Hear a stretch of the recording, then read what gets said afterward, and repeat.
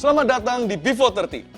Saya Philip Mantova selalu merasa bahagia berjumpa dengan pemirsa lewat acara ini. Tuhan bukan hanya mencari dan mengharapkan murid yang suci, tetapi juga murid yang happy. Apakah rahasia kepuasan batin manusia? Jangan dengarkan apa kata orang. Sebab Tuhan yang paling tahu kita. Dia pencipta kita, Dia tahu apa yang terbaik untuk kita, dan mengenal kita lebih daripada kita mengenal diri kita sendiri. Jangan pindahkan channel ini kemana-mana, jikalau Anda ingin menjadi orang-orang muda yang paling happy di seluruh dunia. Tetap di Before 30.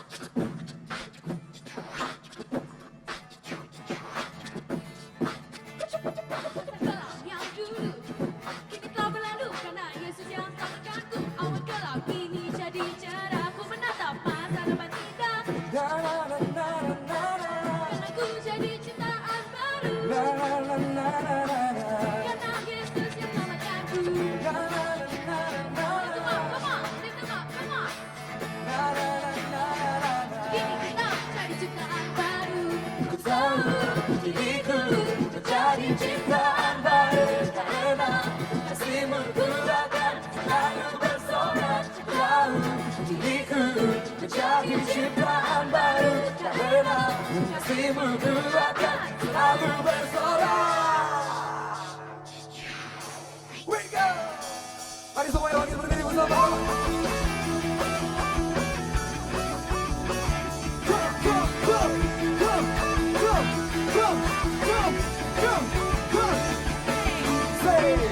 Percaya Kaulah Tuhan mengubah hidup menjadi baru.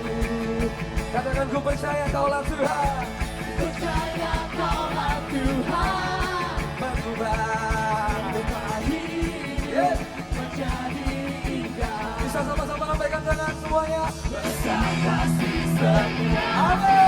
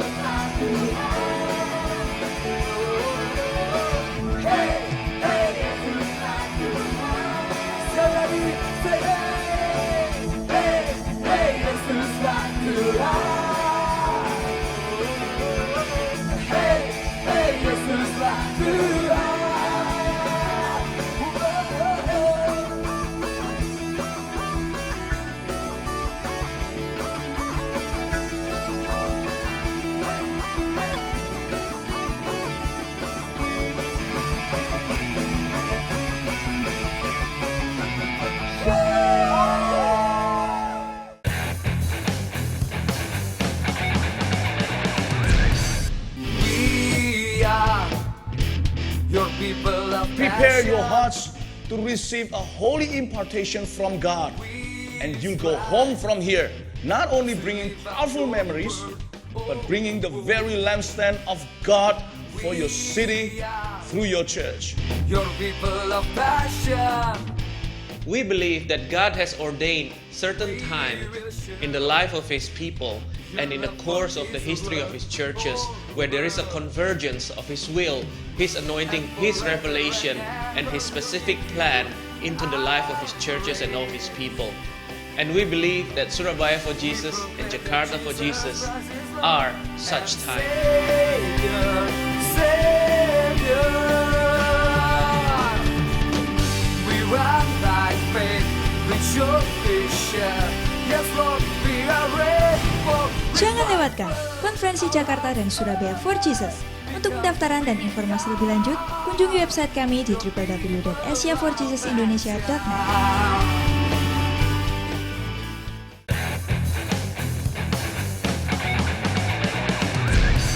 Mari kita buka sama-sama di Matius pasal yang kelima, ayat 1-12, khotbah di bukit, ucapan bahagia.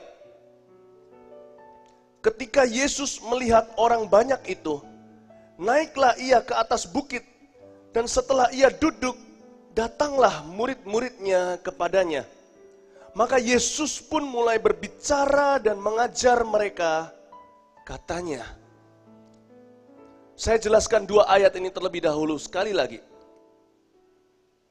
Mengapa Yesus Kristus mati di atas kayu salib dan bangkit pada hari ketiga, bukan hanya supaya kita masuk ke surga suatu hari, tetapi supaya kita bisa menjadi murid-murid Yesus yang bahagia di dalam hidup ini. Katakan amin.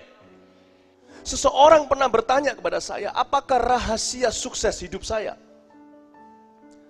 Lalu saya menjawabnya seperti ini. I'm a happy Christian. Saya adalah orang Kristen yang bahagia. Itulah rahasia sukses saya. Dan itulah yang Tuhan ingin beritahu kepada kita hari ini. Kita lihat ucapan bahagia yang pertama dari Tuhan Yesus di ayat yang ketiga. Berbahagialah orang yang miskin di hadapan Allah, karena merekalah yang empunya kerajaan sorga. Miskin di hadapan Allah di sini tidak sama dengan miskin secara materi, tetapi lebih berbicara tentang kerendahan hati. Katakan kerendahan hati.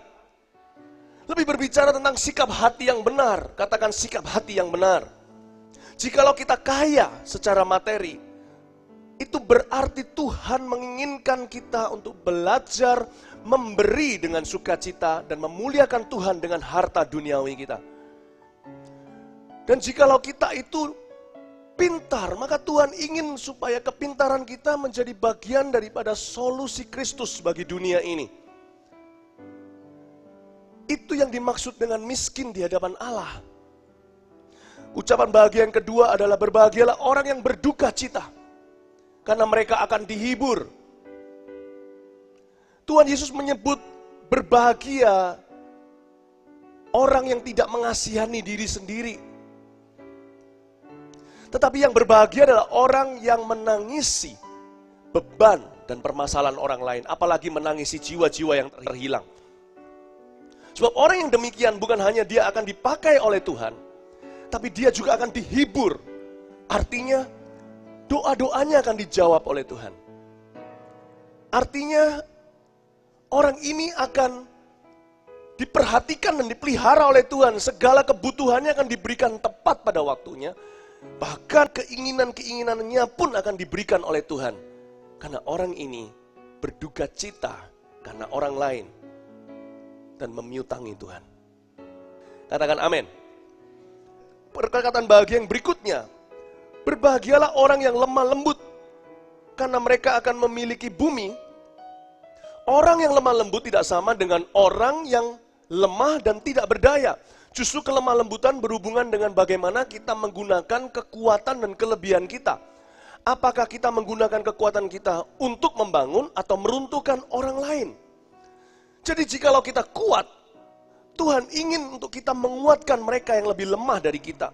Jikalau kita punya kelebihan, Tuhan ingin memakai hidup kita, memberikan nilai lebih dalam kehidupan orang lain, memunculkan yang terbaik dari dalam kehidupan mereka. Itulah yang disebut dengan orang yang lemah lembut. Dan jikalau kita mengalah, kita akan jadi pemimpin. Janji Tuhan buat orang yang lemah lembut adalah mereka akan memiliki bumi. Menjadi leader of men. Akan menjadi pemimpin bagi umat manusia. Orang yang seperti ini disebut Tuhan berbahagia. Ayat yang ke-6. Berbahagialah orang yang lapar dan haus akan kebenaran, karena mereka akan dipuaskan.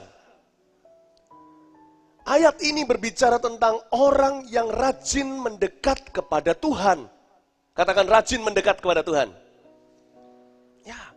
Sebab orang yang haus dan lapar akan selalu kembali untuk minta lebih karena dia belum puas. Orang yang haus dan lapar itu seperti apa ya? Yakobus pasal 4 ayat 8 berkata, mendekatlah kepada Allah dan Ia akan mendekat kepadamu. Tugas kita hanyalah mendekat kepada Tuhan. Dan Tuhan tahu apa yang harus Ia lakukan. Tetapi yang menjadi permasalahan adalah seringkali kita mempermasalahkan dan mempertanyakan bagian Tuhan. Dan itulah yang menghalangi kita untuk datang mendekat kepada Tuhan. Kata-kata seperti, Pastor, saya ingin mendekat kepada Tuhan. Tetapi bagaimana caranya sebab Tuhan jauh dari saya. Tanpa disadari, orang yang berkata demikian telah memfitnah Tuhan. Bagaimana dia bisa mendekat pada Tuhan kalau dia sudah dari awal memfitnah Tuhan? Sebab itu hanya perasaannya. Dan itu nggak tentu benar. Percayalah, perasaannya akan menyusul. Andai kata perasaannya tidak menyusul pula, maka tetaplah percaya kepada firman Tuhan, sebab perkataan Tuhan itu kebenaran. Sebab Tuhan itu lebih besar dari perasaan kita. Kita merasakan Dia hadir, Dia dekat atau tidak. Kalau firman-Nya berkata, Dia tidak pernah meninggalkan kita, berarti Dia tetap bersama dengan kita. Siapa di sini haus dan lapar akan Tuhan? Amin. Kita bisa melakukan perkara sederhana kalau lapar dan haus akan Tuhan. Dimanapun berada kita bisa mengucapkan doa yang pendek. Di hati kita aja cukup. Lord, I need you. Tuhan, aku memerlukan Engkau. Itu cukup. Amin. Barang siapa haus dan lapar, dia akan dipuaskan. Amin. Kita berikan tepuk tangan bagi Tuhan Yesus. Ayat yang berikutnya. Berbahagialah orang yang murah hatinya, karena mereka akan beroleh kemurahan. Tuhan menyebut berbahagia orang yang memperhatikan orang sengsara dan orang miskin dalam kebutuhannya. Tetapi murah hati bukan hanya kepada orang miskin. Saya sering melihat orang yang bisa murah hati dengan orang miskin, tetapi bisa sangat jahat dengan orang-orang yang pernah ada di dalam hidupnya, bahkan tidak segan-segan untuk membunuh karakter mereka. Contohnya, sepasang kekasih sejoli, putus cinta, tidak jarang kita melihat bekas pacarnya dijelekkan habis-habisan di luar. Lain cerita kalau kita harus membuka fakta, membeber fakta dengan orang yang dapat dipertanggungjawabkan, supaya kita bisa dilayani dan dipulihkan. Tetapi kalau hanya karena gosip, karena sakit hati, itu tidak pernah dibenarkan. Kita melihat dan mendengar orang yang menjelek-jelekkan bekas bosnya, bekas kantornya. Orang yang seperti ini tanpa disadari, dia telah menghalangi karirnya sendiri di tempat yang baru. Sebab apa, bosnya dan kantor yang baru itu nggak bisa mikirkah? Kalau suatu hari, kalau dia tahu terlalu banyak, kalau dia tidak bekerja di sini, dia akan menjelek-jelekkan kami di luar. Orang yang seperti ini tidak bahagia, hatinya di dalam ada ketidakpuasan. Mari kita lihat berikutnya. Anda belajar sesuatu yang baru? Ya. Ayat yang ke-8. Berbahagialah orang yang suci hatinya, karena mereka akan melihat Allah. Nah, panggilan seorang murid Kristus tertinggi adalah untuk menjadi kudus, bukan untuk menjadi bahagia. Happiness adalah buah dari holiness. Ucapan bahagia Tuhan Yesus di Matius 5 ayat 1-12 ini semua diucapkan sebagai bentuk dalam bentuk janji Tuhan bagi mereka yang taat. Pernikahan contohnya. Sebuah pernikahan yang dimulai dengan tujuan to be happy akan berakhir berantakan.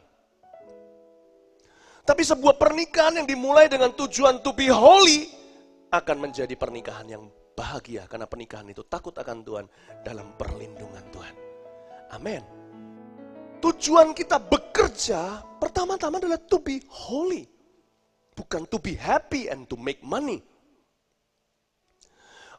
Sekalipun kalau kita benci dengan pekerjaan yang Tuhan berikan pada hidup kita sekarang, tidak sedikit di antara kita yang berkata, oh Senin lagi aku benci ke kantor. Kalau ini adalah pekerjaan di mana engkau ditempatkan, dan ini adalah kehendak Tuhan bagimu sekarang, kok tahu ini kehendak Tuhan? Buktinya belum ada pekerjaan yang lain. maka responilah Tuhan dalam pekerjaanmu dengan kekudusan. Artinya apa? Dengan kejujuran dan kesungguhan. Nanti Tuhan akan perhatikan karirmu. Kau tidak akan berhenti di tempat yang sama. Kau tidak akan berakhir di sana. Promosi itu datang dari Tuhan. Amin. Karena itu barang siapa yang suci hatinya, mereka akan melihat Allah. Kita mau melihat Allah dalam pekerjaan kita, pernikahan kita, masa depan kita. Dan pastikan kita tahu bagaimana meresponi Tuhan dalam kekudusan dalam segala sesuatu. Dan kekudusan itu ada upahnya. Amin. Kita lihat yang berikutnya. Ayat 9. Berbahagialah orang yang membawa damai, karena mereka akan disebut anak-anak Allah. Apa artinya membawa damai di sini? Tuhan menyebut berbahagia ia yang rindu dipakai oleh Tuhan. Kalau Tuhan Yesus kita adalah juru selamat dunia, kita punya DNA-nya beliau. Kita juga adalah juru selamat dengan J, huruf kecil, di dalam dunia kita masing-masing. Doa kita terbesar setelah kita diampuni oleh Tuhan. Doa kita terbesar setelah kita diselamatkan harusnya ini. Lord, use me. Saya berdoa sama Tuhan, Tuhan pakai aku, jangan biasa-biasa, use me mightily. Kata-kata ini sering muncul di mulut saya, dari sejak saya bayi rohani. Lord, use me mightily, pakai aku luar biasa. Itu bukan doa orang yang sombong, itu doa orang yang totalitas dengan Tuhan. Yeah. Ayat berikutnya. Ayat 10, berbahagialah orang yang dianiaya oleh sebab kebenaran, karena merekalah yang empunya kerajaan sorga. Berbahagialah kamu jika karena aku kamu dicela dan dianiaya, dan kepadamu difitnahkan segala yang jahat. Ayat 12, bersukacita dan bergembiralah, karena upahmu besar di sorga. Sebab demikian juga telah dianiaya nabi-nabi yang sebelum kamu. Katakan, upahku besar di sorga. Ayat yang terakhir, Yesus menyebut orang yang dianiaya karena kebenaran, bukan karena dia adalah maling ayam, bukan karena dia merusak rumah tangga orang lain, bukan karena dia melakukan tindakan kriminalitas, bukan karena korupsi. Tapi orang yang dianiaya karena dia mengikut Yesus. Orang dianiaya karena dia sukses. Betul-betul sukses karena Tuhan. Orang yang dianiaya seperti Daniel karena dia mempunyai kelebihan dibandingkan dengan yang lain. Dia lebih excellent. Orang yang dianiaya karena Yusuf, karena dia jujur. Tuhan menyebut orang seperti ini bahagia. Ayat-ayat tentang aniaya ini, yang Yesus sebut bahagia, akan sanggup menjawab rasa takut kita dalam mengikut Yesus. Berapa banyak di antara kita ketika kita mau sungguh-sungguh dengan Tuhan, iblis membisikkan kata-kata seperti ini ke telinga kita. Jangan mau sungguh-sungguh dengan Tuhan, nanti kamu tidak boleh melakukan ini, kamu nggak boleh itu. Bahkan iblis membisikkan seperti ini tanpa kita sadari, itu dari setan. Dan berkata, jangan mau sungguh-sungguh dengan Tuhan, nanti kamu dianiaya sama orang, dikucilkan sama keluargamu, sama temanmu. Saudara-saudara, maksimalnya penganiayaan itu hanyalah membunuh tubuh jasmani seseorang. Dan itu pun kata Alkitab, hidup adalah Kristus, mati adalah keuntungan. Kenapa Tuhan sebut berbahagia? Orang yang dianiaya karena kebenaran dalam hidup ini. Karena orang itu disamakan dengan Tuhan. Wow! Sebagaimana Yesus diperlakukan, kita juga akan diperlakukan. Kalau dunia menerima aku, mereka pasti sudah menerimamu. Tapi kalau dunia menolak aku, mereka pun akan menolakmu. Berbahagialah kamu, jikalau kamu terhadapmu difitnahkan segala yang jahat. Asal jangan sampai fitnah mereka terbukti. You have no reason to be sad. Sekalipun orang mengata-ngatai yang jahat tentang dirimu. Belajar sesuatu? Kenapa kok bahagia kalau kita dianiaya? Adalah karena ayat yang ke-12 berkata, bersukacitalah dan bergembiralah, karena upahmu besar di sorga. Katakan, karena upah di sorga. Ya, saya sangat percaya bahwa upah di sorga itu nyata. Kalau saya nggak percaya dan mengharapkannya, saya pasti nggak kuat menghadapi semua tantangan yang ada di depan saya. Semua itu indah, kalau dalam kacamata kekekalan. Kalau enggak, sia-sia kita melakukan semua ibadah kita, bukan?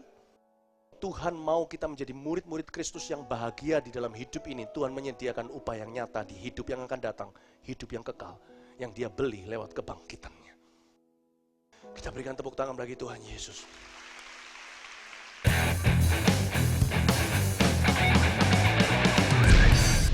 We are your people of Prepare your passion. hearts to receive a holy impartation from God. And you'll go home from here, not only bringing powerful memories, but bringing the very lampstand of God for your city through your church. Your people of passion. We believe that God has ordained certain time in the life of His people and in the course of the history of His churches where there is a convergence of His will, His anointing, His revelation, and His specific plan into the life of His churches and all His people. And we believe that Surabaya for Jesus and Jakarta for Jesus are such time. Savior, Savior. We run by faith with your vision. Yes, Lord, we are ready for. Jangan lewatkan konferensi Jakarta dan Surabaya for Jesus. Untuk pendaftaran dan informasi lebih lanjut, kunjungi website kami di www.asiaforjesusindonesia.com.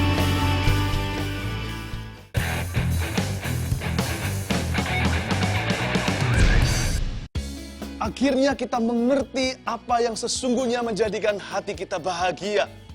Saya memilih untuk percaya kepada Tuhan daripada percaya kepada perasaan saya sendiri atau percaya dengan apa kata orang. Ayo, mari kita semuanya berdoa sekarang. Izinkan saya mewakili Anda dan kita sama-sama di dalam doa ini. Oh Tuhan, akhirnya aku mengerti. Akhirnya aku sadar. Aku mau bahagia menurut cara-Mu. Sebab Engkau yang paling mengenal isi hatiku. Ubah hatiku Tuhan, ubah seluruh hidupku. Mulai hari ini, aku mau jadi beda. Mulai hari ini, aku tak akan pernah sama lagi. Di dalam nama Tuhan Yesus, penciptaku, penebusku, Tuhanku dan Juru Selamatku, saya berdoa. Amin. Hari ini saya percaya banyak orang telah menjadi happy disciples, bukan cuma holy disciples of Jesus. Dan saya bangga dengan perubahan yang Tuhan kerjakan di dalam kehidupan Anda, sekalipun saya tidak melihatnya. Tapi saya percaya, sampai jumpa 2 minggu lagi.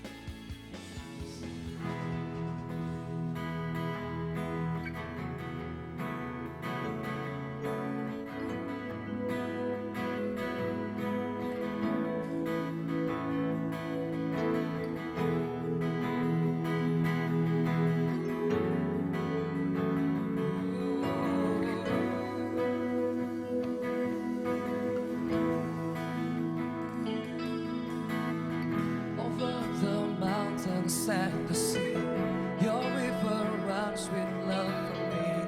And I will open up my heart and let the healer set me free. I'm happy to be in the truth, and I will daily lift my hands, for I will always sing of when your love came down. Yeah, yeah.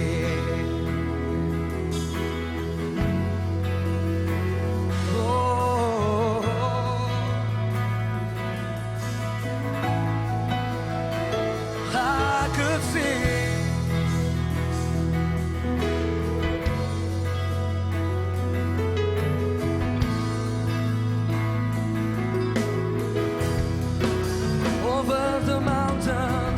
over the mountains and the sea, your river runs with love for me. And I will open up my heart and let the healer set me free.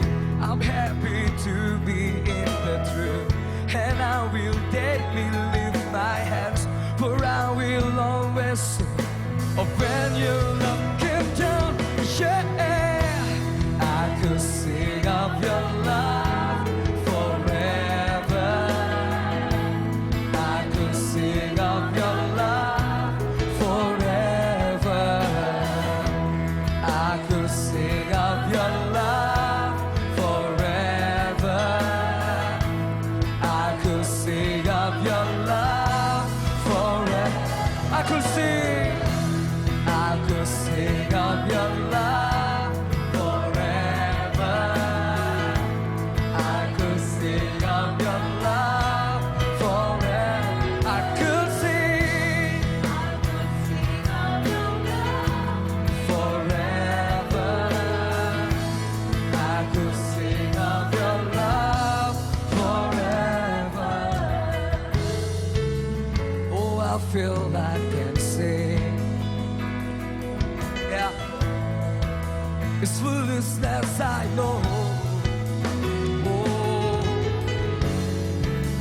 But when the world has seen the light, they will dance with joy like we're dancing now. Yeah, I could sing of your love forever. Sing, I could sing. I could sing. I could sing.